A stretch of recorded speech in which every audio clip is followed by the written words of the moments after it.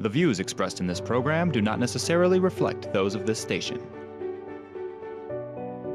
Welcome to Insights into Northeast Michigan, a WBKB News public affairs program. Insights deals with the issues affecting those in the community, as well as Northeast Michigan and the state. And now, Insights into Northeast Michigan.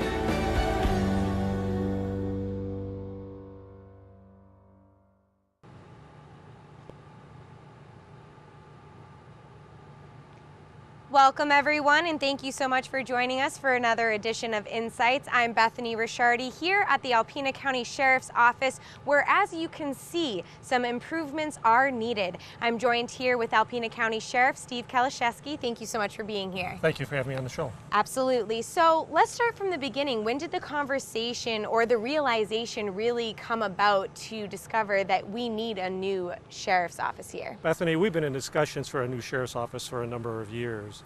It's only been recently that we've seen positive movement towards hopefully making that a realization.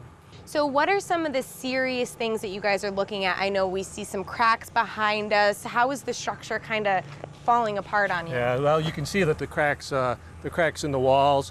You can see that in some of the cracks, they're running down the center of the blocks themselves. And you know, if the cracks themselves are running down the grout lines on the blocks, I'm told that structurally it's probably okay. However, when the cracks start running down the middle of the blocks and cracking the middle of the blocks, and structurally there's issues. So we've got these cracks going on the outside of the building, and plus we got a lot of and we're looking at the newer section of the building.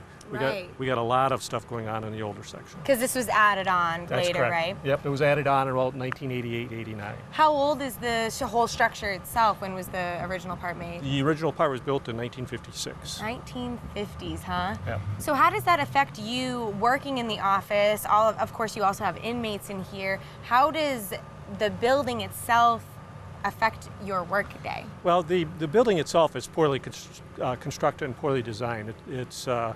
It's a linear construction, and with linear construction, it takes a lot more staffing to be able to operate the jail effectively. What we're hoping to look at is something with pods built on so that it's easier for the staff to work in. This type of construction that we have right now, there's very little movement of air on the inside, especially on a day like today. It gets hot in there. As we go in, you'll feel the mugginess. So it makes it very difficult for staff to work inside, but it also makes it very miserable for the inmates on the interior as well. Well, as you just mentioned, there's a lot going on inside, so how about we head on in there? All right, let's do that. So we're coming into the deputy reporting room. This is part of the original section of the jail itself that was built in 1956. Originally, this room was a living room for the sheriff. Oh. The sheriff and his family lived in this area. Wow.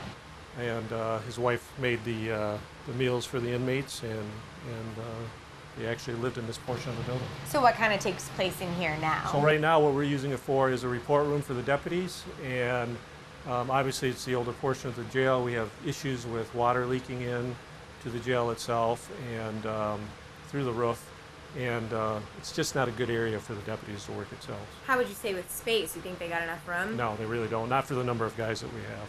All right, and I'm assuming we'll kind of see that throughout the rest of the jail, You will. right? Yep. Okay, and we're moving into what is now we use as our reception area.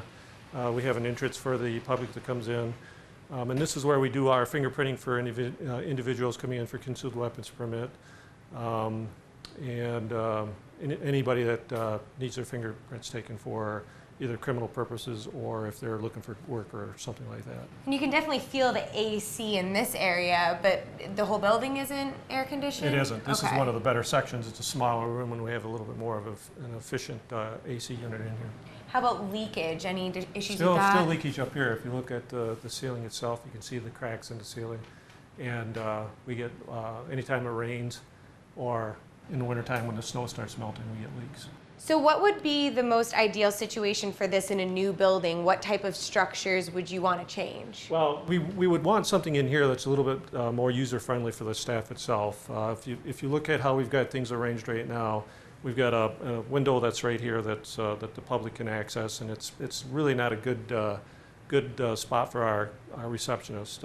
It's not bullet resistant glass. The same thing with the reception with this window here. It's not bullet resistant. So as far as security, it's not ideal for security purposes. So would you say in addition to more space, maybe upgrading your security? Absolutely. Yeah, that's critical, especially with the stuff that's going on now in law enforcement. Absolutely, definitely. So coming down these hallways, any big issues that happen in these little small areas other than being small? This section really doesn't give us that much difficulty. Okay. Other than being small, we do have a juvenile detention room that's down one of the hallways here.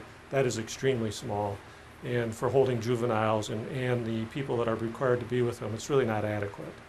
Plus, we use it as our break room, and right now it's being used as a lieutenant's room, my lieutenant's room as well. Whoa, So, bunch yeah. of different things for one little room. And you can also feel the heat and humidity in here as well. The problem with the heat and humidity, especially in the back, is it creates mold and mildew. With having air conditioning in the back and throughout the building, we can alleviate that problem. So I'm assuming in the new building, you're going to want everything air conditioned. Exactly. Alrighty, well thank you again, and be sure to stay tuned because there's a ton more to see, and we'll be right back with more.